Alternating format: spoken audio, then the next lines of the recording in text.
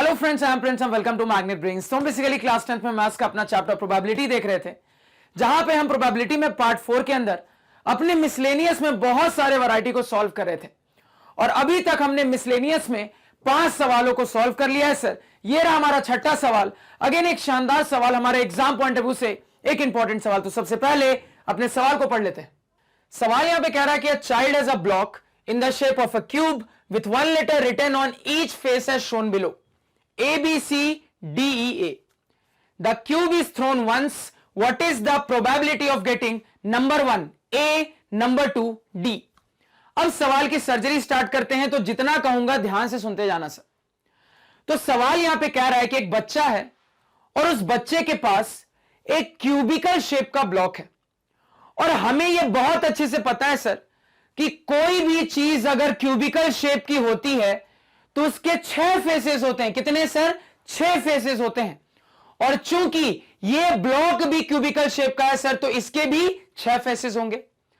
अब आगे सवाल कह रहा है सर कि इन 6 फेसेस पे कोई ना कोई अल्फाबेट लिखा हुआ है। किस तरीके से लिखा हुआ है सर? तो सवाल आपको कह रहा है कि इन 6 में से 2 फेसेस के ऊपर ए लिखा है। देखो ए 2 बार आ रहा है, यानी कि सर इन 6 में से 2 फेसेस के ऊपर ए लिखा है और बचे हुए 4 फेसेस के ऊपर बी, सी, डी और ई लिखा है।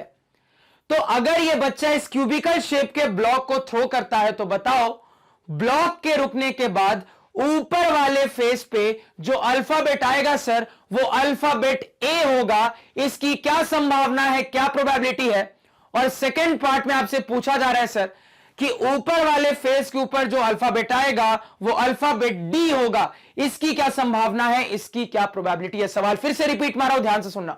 सवाल कह रहा है सर कि एक बच्चा है और उस बच्चे के पास एक क्यूबिकल शेप का ब्लॉक है, और इस क्यूबिकल शेप के ब्लॉक के 6 फेसेस के ऊपर कोई ना कोई अल्फाबेट लिखा हुआ है। किस तरीके से लिखा हुआ है सर?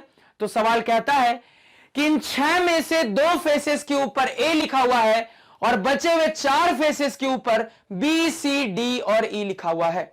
तो अगर यह बच्चा इस क्यूबिकल शेप के ब्लॉक को थ्रो करता है, तो बताओ ब्लॉक के रुकने के बाद ऊपर वाले फेस पे जो अल्फाबेट आएगा वो अल्फाबेट ए होगा। इसकी क्या संभावना है, क्या प्रोबेबिलिटी है? इसी तरीके से सेकेंड पार्ट में आपसे पूछा जा रहा है सर कि ब्लॉक के रुकने के बाद ऊपर वाले फेस पे जो अल्फाबेट आएगा वो अल्फाबेट डी होगा। इसकी क्या संभावना है, इसकी क्या प्रोबेबिलिटी है? सवाल सभी को क्लियर है? क्या होना ही चाहिए सर। तो सवाल क्लियर है, तो अब जवाब की बात करना स्टार्ट करते हैं। तो हमें यह भी पता है सर कि प्रोबेबिलिटी के सवालों में जितने चीजों की हमसे प्रोबेबिलिटी पूछी जाती है वही हमारे इवेंट बनते हैं। अब इस सवाल के अंदर कुल मिला के 2 चीजों की हमसे प्रोबेबिलिटी पूछी जा रही है, यानी कि सर 2 इवेंट को यहां पे हम डिस्कस करेंगे। तो अब अपने इवेंट का नामकरण कर देते हैं सर। तो पहले वाले को E1 कह दिया, दूसरे वाले को E2 कह दिया। तो E1 के साथ स्टार्ट करते हैं। अब ध्यान से सुनना सर, आप इस सवाल को डाई वाले प्रॉब्लम के साथ भी कंपेयर कर सकते हो, क्योंकि आपको पता है सर कि हमारा जो डाई होता है, हमारा जो पासा होता है, वो भी क्यूबिकल शेप का होता है। तो उस डाई वाले प्रॉब्लम में और इस सवाल में फर्क क्या है सर? फर्क यह है कि डाई वाले प्रॉब्लम में डाई के जो 6 फेसेस होते हैं सर, उस पे 1 से लेके 6 तक के नंबर होते हैं, जबकि इस सवाल में हमारे क्यूबिकल ब्लॉक के जो 6 फेसेस हैं, इस पे कोई ना कोई अल्फाबेट लिखा है सर। तो बिल्कुल सेम टाइप के एनालिसिस यहां पे भी चलेगी। तो probability of occurrence of an event E1 बराबर डिनोमिनेटर में total number of possible outcomes. अब इसका जवाब सबसे आने चाहिए सर कि total number of possible outcomes क्या बता दोगे? तो कहोगे सर आपके इस क्यूबिकल शेप के ब्लॉक के 6 फेसेस हैं, यानी कि total number of possible outcomes भी 6 हो जाएंगे। कैसे सर? तो ब्लॉक के रुकने के बाद ऊपर वाले फेस के ऊपर यह भी आ सकता है सर, यह भी आ सकता है सर, यह भी आ सकता है सर, यह भी आ सकता है सर, यह भी आ सकता है सर, और यह भी आ सकता है सर। तो कुल मिला के क्या समझ में आ रहा है? तो समझ में आ रहा है सर कि ब्लॉक के रुकने के बाद ऊपर वाले फेस के ऊपर हमारे अल्फाबेट्स के आने की यही 6 पॉसिबिलिटी बन रही है सर। यहां पे यही 6 पॉसिबल आउटकम मुझे दिख रहे हैं। तो total number of possible outcome क्या बता दोगे? 6 बता दोगे। न्यूमरेटर में नंबर ऑफ फेवरेबल आउटकम, तो पहले यह देख लेते हैं सर कि हमारे इवेंट E1 की रिक्वायरमेंट क्या है।